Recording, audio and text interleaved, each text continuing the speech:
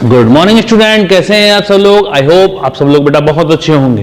तो इससे पहले वाली वीडियो में हमने आपको चैप्टर 11 3D के बारे में समझाया था।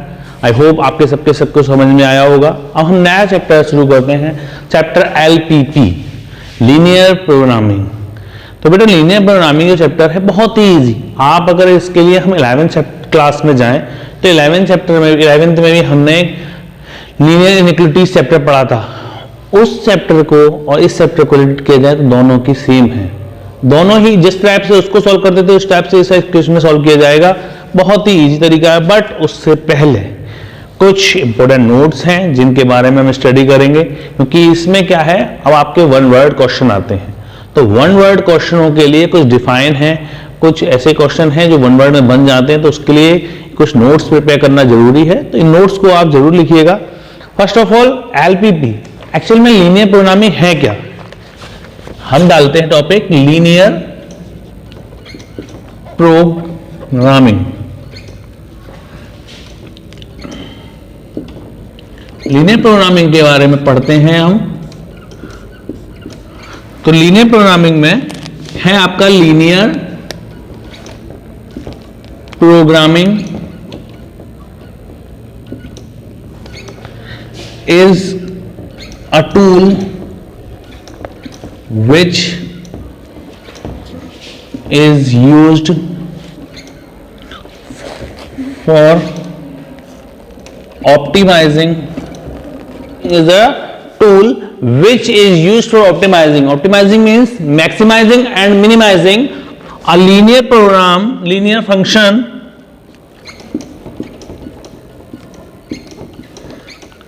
for variable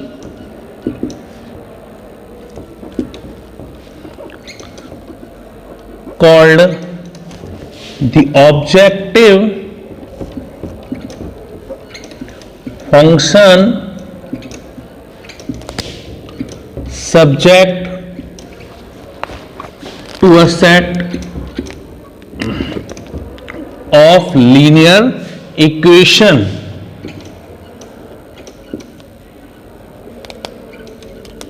यानी किसी वेरिएबल का उसका जो कॉम्बिनेशन होता है वो क्या कहलाता है, आपका लीनियर प्रोग्रामिंग कहलाता है। लीनियर प्रोग्रामिंग के कुछ टॉपिक्स हैं। लाइक पहला टॉपिक है आपका ऑब्जेक्टिव फंक्शन। ये ऑब्जेक्टिव फंक्शन क्या होता है, यहां पे अभी नाम आया है इससे ऑब्जेक्टिव फंक्शन। तो इस ऑब्जेक्टिव फंक्शन का मीन्स क्या है। ऑब्जेक्टिव फंक्शन जब आप ऑब्जेक्टिव फंक्शन के बारे में पढ़ेंगे लिखेंगे linear function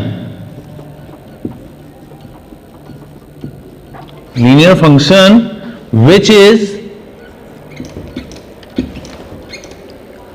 to be maximized or minimized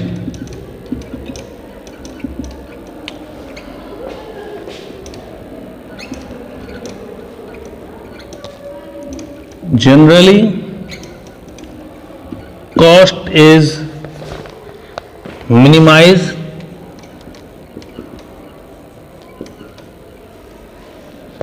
and profit is maximized। यानी linear function which is maximize और मिनिमाइज। अगर लीनियर फंक्शन आपको दे रखा है उसमें आप कैसे पता करेंगे कि वो मैक्सिमाइज है और मिनिमाइज है। तो इसको ऑप्टिमाइज करने के लिए क्या किया जाता है, जनरली क्या होता है, जहां कॉस्ट की बात आती है वहां कॉस्ट पे आपको मिनिमाइज होता है, जहां प्रॉफिट की बात आती है तो वहां पे क्या होता है, आपका मैक्सिमाइज होता है। क्लियर बेटा। नेक्स्ट टॉपिक आता है आपका constraints. The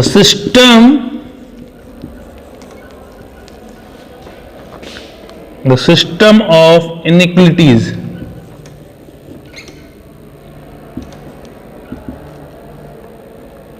equations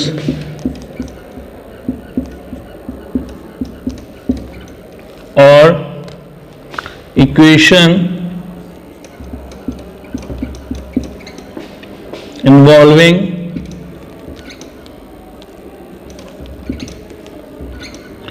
variable of linear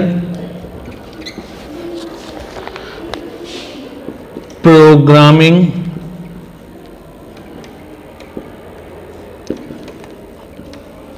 problem are called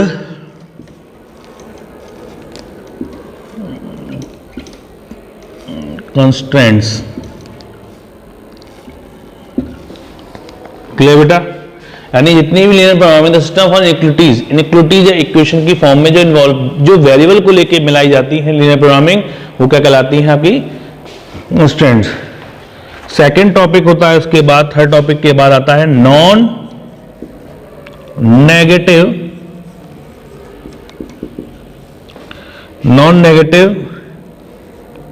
restriction।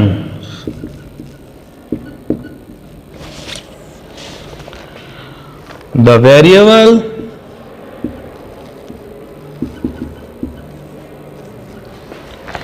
involved in LPP are non-negative।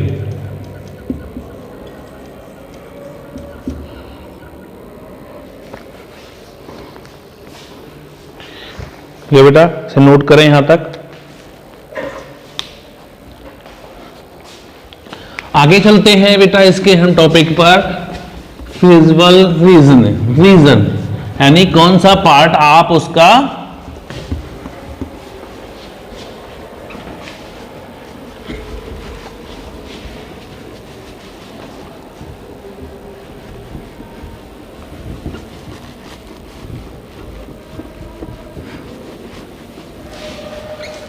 इसके बाद नेक्स्ट टॉपिक आता है आपका feasible region. The common region determined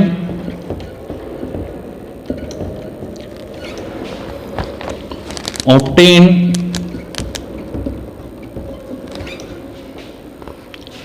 by all constraints of an LPP। Common region determined यानी इसके जब आप select part बनाएंगे उसमें जो कॉमन कॉर्नर पॉइंट होते हैं, कॉमन पॉइंट, उन पॉइंटों को लेके जो बनाया जाता है वही फिजिबल रीजन कहलाता है। फिफ्थ पार्ट आता है आपका कॉर्नर पॉइंट। कॉर्नर पॉइंट जिनको आप ज्वाइन करते हैं, कॉर्नर में मिलते हैं, वही कॉर्नर पॉइंट कहलाते हैं आपके। The पर्सुअल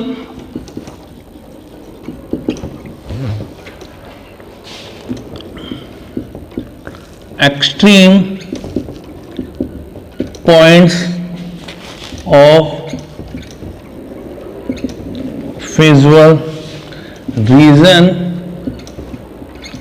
are called the corner point।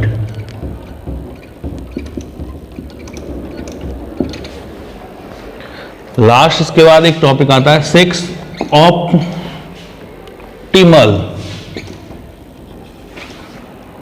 Solution. Optimal solution का means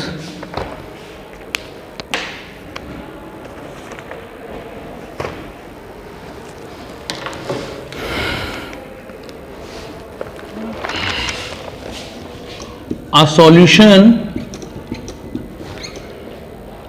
of an LPP is said to be optimal if it maximized or minimized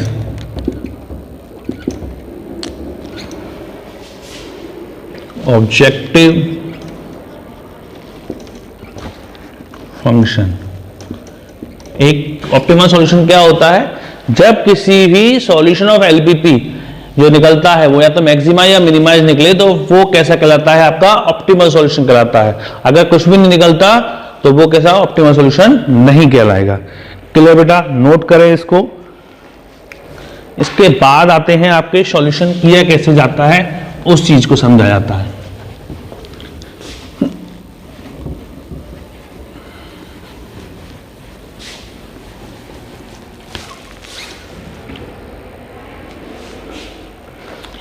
graphically solution, graphically solution of system of inequations in two variable, दो variables की अगर inequalities equation दे रखी है, उन्हें graphically किस तरह solve किया जाता है वो देखेंगे। उसका कुछ स्टेप है। फर्स्ट स्टेप क्या कहता है आपका, make the given equation, make a given inequality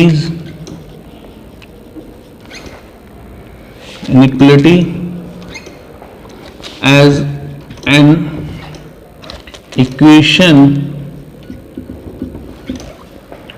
and draw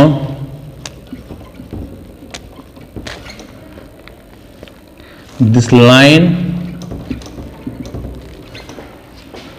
on the graph paper। क्या कहा है आपको, कोई भी गिवन इक्विटीज दे रखी है, उसे एक पहले इक्वेशन के फॉर्म में लिखिए। इक्वेशन फॉर्म के बाद उसको लाइन की हेल्प से आप ग्राफ पेपर पर ड्रॉन करेंगे उनके पॉइंट्स को। यही करते थे आप इन इक्विटीज में। उसके बाद स्टेप सेकंड जो फॉलो होता है,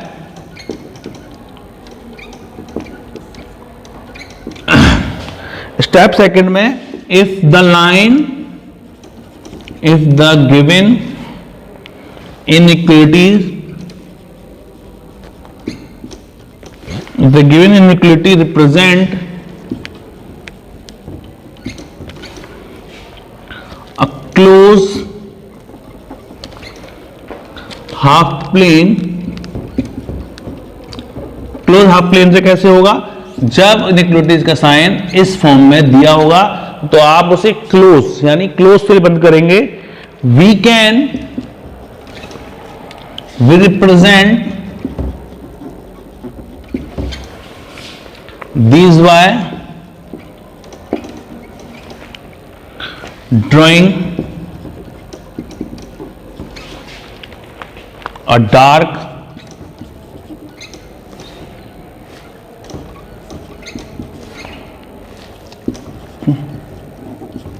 complete line if the given inequality represent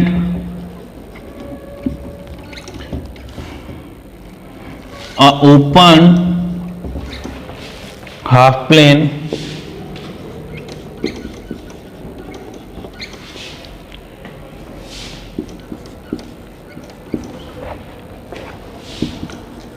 will present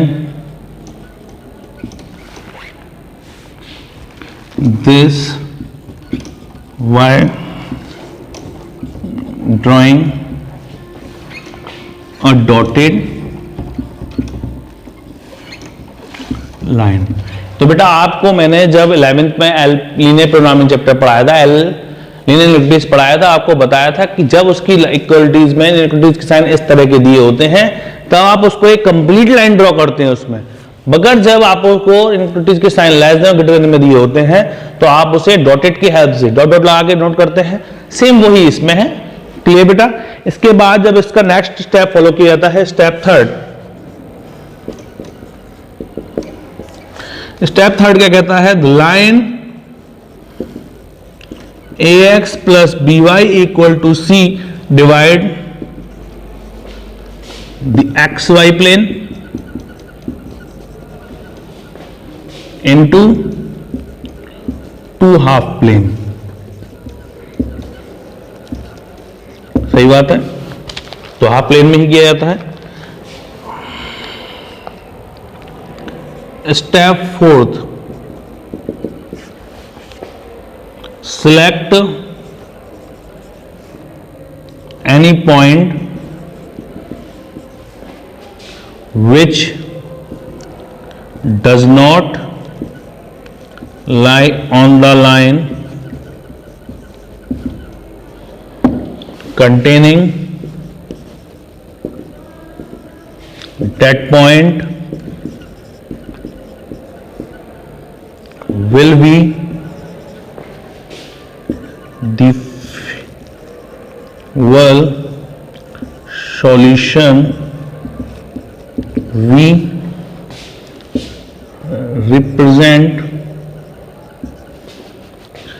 the solution,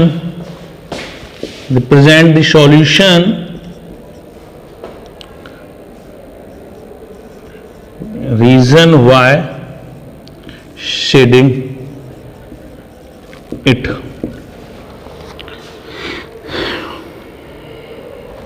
If there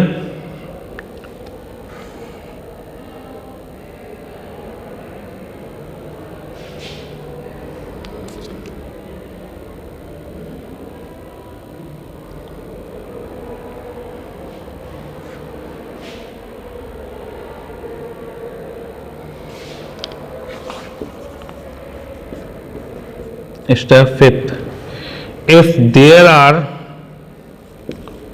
two or more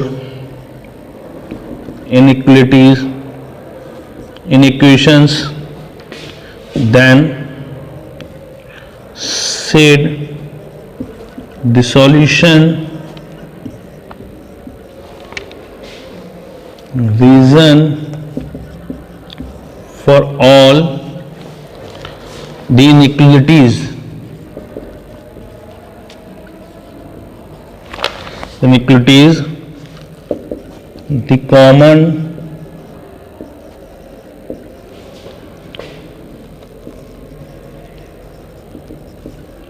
reason will represent the solution reason of all equations.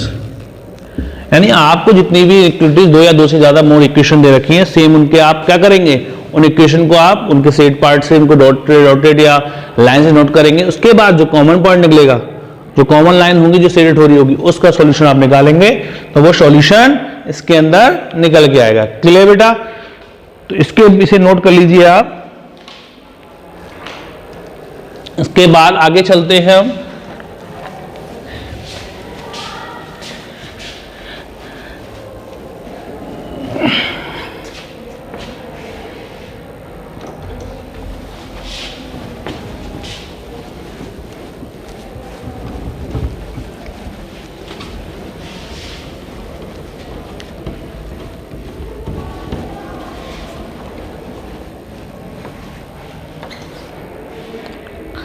Method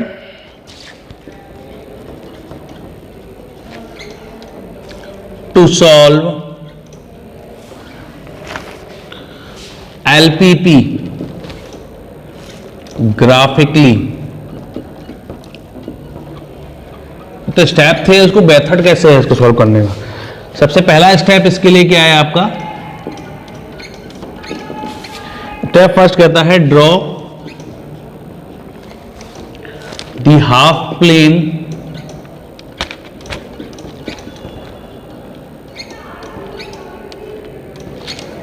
the half planes of all constraints in the given LPP, in given LPP। जितना भी आपको दे रखी है equation, उनको आप half plane की help से draw करिए। Second step, said the common area, जो उसका कॉमन एरिया था उसको सेट करिए। Step third, find the coordinate of all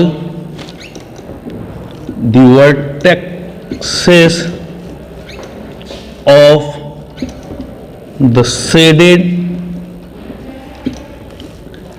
region, यानी जो शेड पोर्शन आपने सेट किया उसके कोऑर्डिनेट्स को फाइंड आउट कर लिया, इसकी वर्टेक्स को। स्टेप फोर्थ जो होता है इसका, स्टेप फोर्थ में obtain the value of the objective function z equal to ax plus by at each vertex of the shaded region.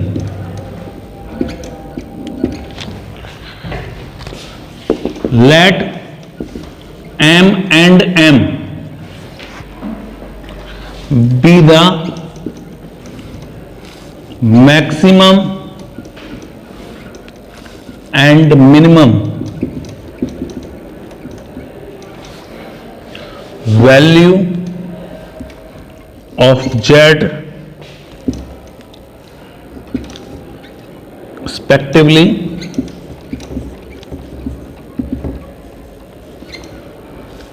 at the above said vertex. Clear बेटा? यानी सबसे पहले आप एक जो आपको इक्वेशन दी होंगी, लीनियर इक्वेशन की, ग्राफ की हेल्प से उसे लाइन वाइज ड्रॉ कर देंगे। ड्रॉ करने के बाद उसका कॉमन एरिया है, उस कॉमन एरिया को आप निकालेंगे। उस कॉमन एरिया का निकलने के बाद जो उसके वर्टेक्सेस मिलेंगे, आपकी जो कॉमन वर्टेक्सेस निकलेंगे, उन वर्टेक्सेस को निकालने के बाद जो आपको objective function z equal to ax plus by दिया है, उन वर्टेक्सेस के पॉइंटों से उसे पास करेंगे। पास करने के बाद जो पॉइंट निकलेंगे उसके निकल के आएंगे सॉल्यूशन। लेट कर लीजिए m जो उसका मैक्सिमम और m स्मॉल m जो है वो मिनिमम है। जो मैक्सिमम वैल्यू होगी वो उसकी मैक्सिमम वैल्यू हो जाएगी उस वर्टेक्स पर, और जो स्मॉल m यानी जो मिनिमम वैल्यू होगी वो उसकी मिनिमम वैल्यू हो जाएगी इस फंक्शन की। तो ये सी कुछ स्टेप हैं जिनको हम फॉलो करते हैं। इसके बाद दो टाइप के इसके अंदर रीजन होते हैं जिनको आगे समझते हैं हम।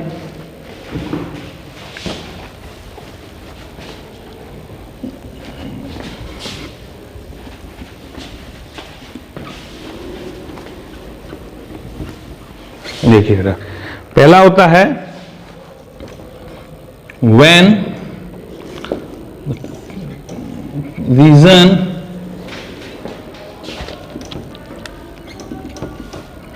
is bounded, अनबाउंडेड आपके कोर्स में से हटा दिया है तब भी हम पढ़ेंगे। स्टेप फिफ्थ है ये इसका, A point. If z equal to m at the vertex h comma k, then we say that the maximum value of z is m, and this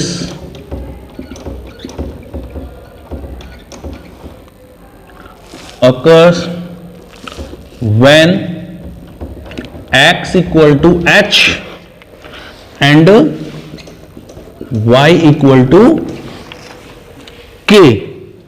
b, if z equal to m at the vertex h comma k, then we say that the minimum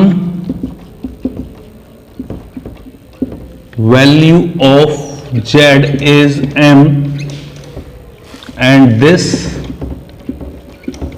occurs when x equal to h and y equal to k। ठीक है बेटा, regional point जब bounded होंगे तब ये condition होगी। और second फिर होती है when the feasible reason is unbounded.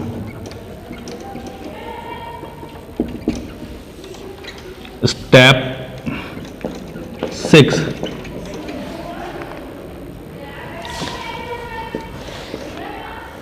if the open half plane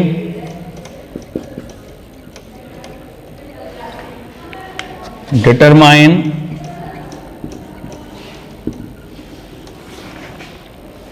by ax plus by m has no point in common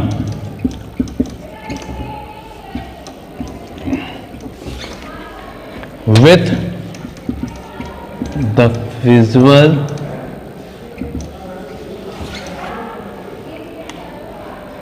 reason, then m is maximum value of z, otherwise z has no maximum value। यानी आपने कोई unbounded half open plane दे रखा है, आपको determine ax plus by is greater than m दे रखा है, as no point common with the physical region. आपने फिजिकल रीजन बनाया, उसमें कोई भी कॉमन पॉइंट नहीं आता, तो क्या होगा, देन m जो होगा उसका मैक्सिमम वैल्यू ले लेंगे या तो z, अदरवाइज उसकी कोई भी मैक्सिमम वैल्यू नहीं होगी। क्लियर बेटा, अगर अंदर की तरफ आ रहा है तो मैक्सिमम हो जाएगा, अगर कुछ भी कॉमन नहीं आ रहा उसका मतलब उसके अंदर कोई भी उसकी मैक्सिमम वैल्यू नहीं है। ये ए पॉइंट था उसका, उसके बाद इसका एक बी पॉइंट और है। If the open half plane determine by ax plus by m has no point is common with the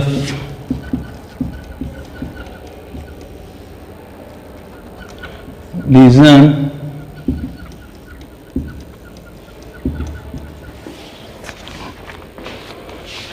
then m is minimum value of z, otherwise z has no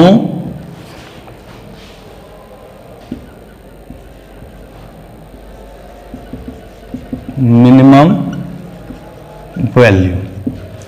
clear बेटा, तो इसे note कर लीजिए आप।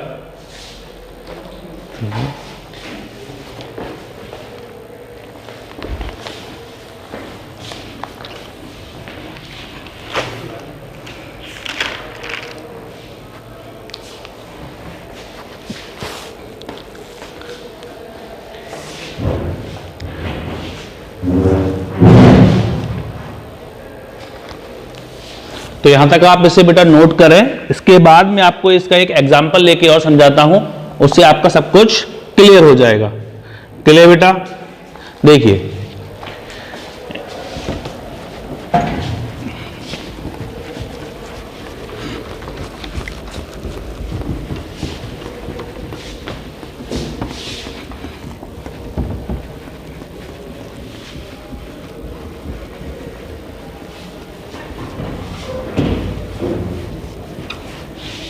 ये बेटा आपको दिया हुआ है, एग्जाम्पल ले लेते हैं हम। सॉल्व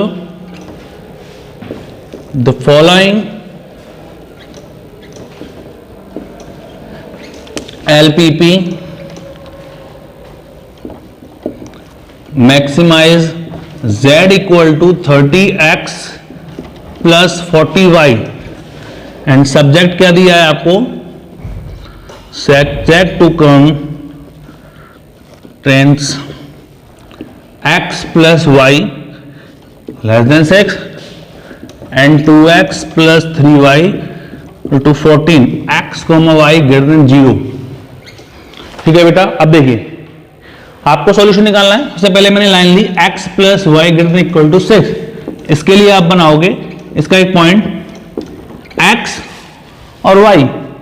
अगर x 0 लेता हूं तो y की वैल्यू कितनी आएगी 6, y 0 लेता हूं तो x की वैल्यू कितनी आ जाएगी 6। सेम आप इसके लिए बनाएंगे 2x प्लस 3y 14 के लिए।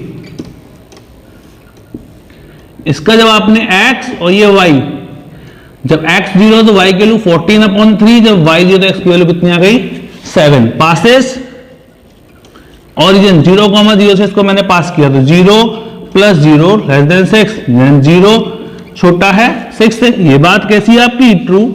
सेम 0 प्लस 0 तो 0 लेस देन 14, ये भी बात आपकी कैसी हो गई, ट्रू हो गई।